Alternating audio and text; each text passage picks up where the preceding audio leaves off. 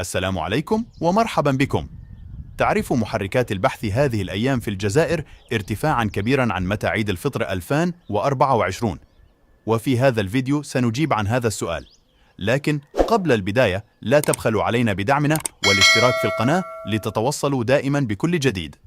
مع بداية العد التنازلي لنهاية شهر رمضان ولا تفصلنا إلا أياما قليلة لاستقبال عيد الفطر، بدأ الكل يتساءل عن متى عيد الفطر، وفي هذا السياق أكد مركز الفلك الدولي أن الجزائر ستتحرى هلال العيد يوم الاثنين 8 أفريل، لكن رؤيته في ذلك اليوم مستحيلة لغروب القمر قبل الشمس، وسيكون يوم الثلاثاء 9 أفريل هو المتمم لشهر رمضان، وبالتالي فإن عيد الفطر بالجزائر سيكون يوم الأربعاء 10 أفريل 2024.